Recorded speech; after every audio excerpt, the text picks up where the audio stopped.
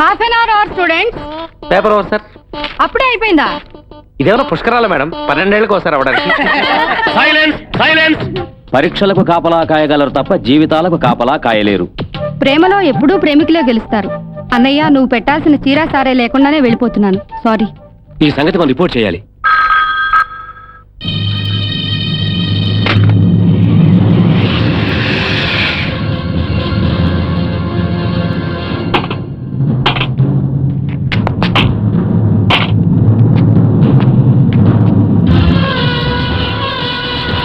ఏం చెప్పి పంపావు నీ కొడుక్కి?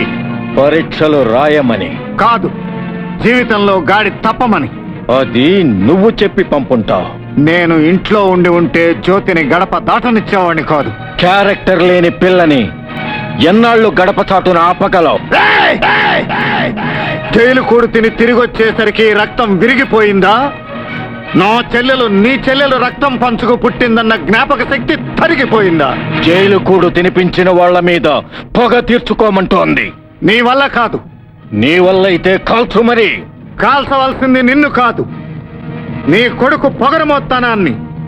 వాడి పని చేసినందుకు నా కంటబడ్డాడో కాళ్ళు చేతులతో మళ్ళీ నీకు కనిపించడు. నా కొడుకునేవైనా చేస్తే చూస్తూ ఊరుకోటానికి నేను చేతులకు గాజులు తొడుక్కునలేను.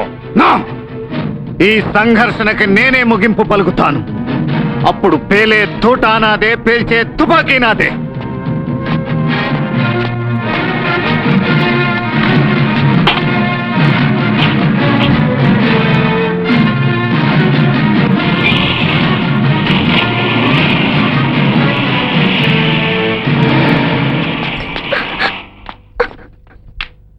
ఎస్ఐ గారు, నా కొడుకు కనిపించటం లేదు.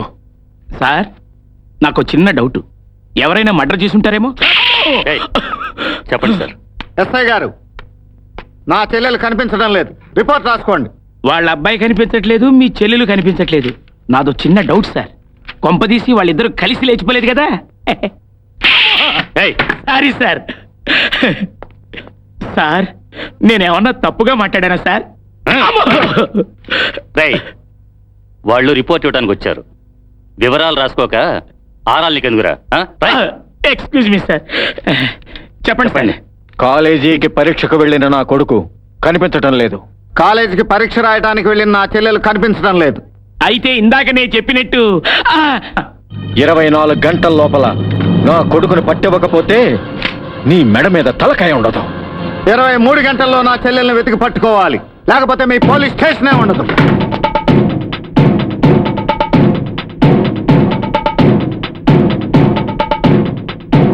సార్, వాళ్ళు లేచిపోవడం ఏంటో, మన పోలీస్ స్టేషన్ ఉండకపోవడం ఏంటో దెబ్బలేని తిన్నా నాకు మీనింగ్ దొరకట్లేదు.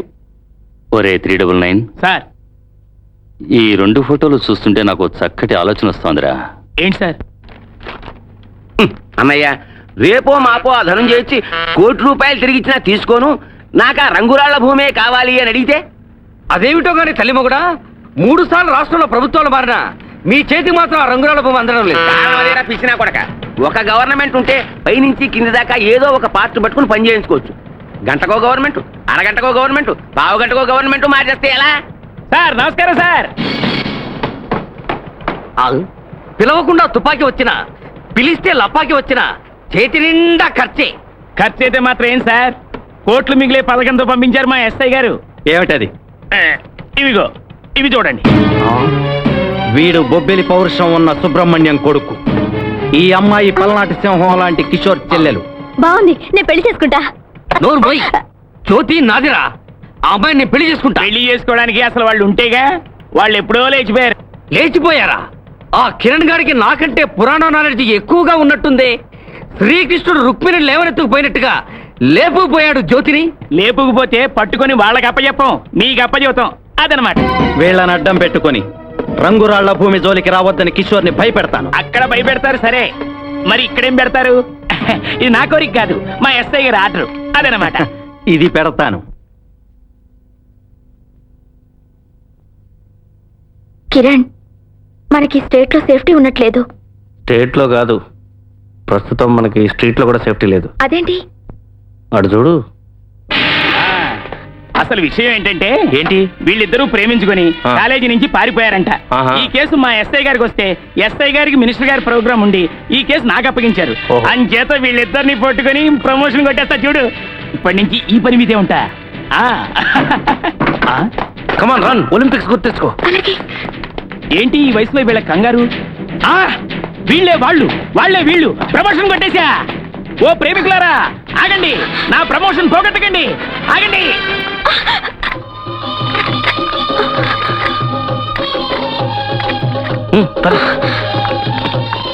అదే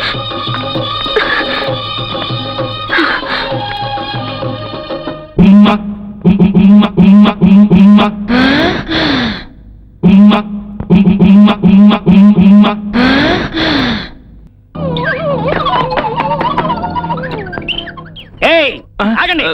ఏ ఊర్రా మంది? మరి అది పెద్ద షాకులో ఉన్నవే పిల్ల. పద మావా మావతోటే పద పద.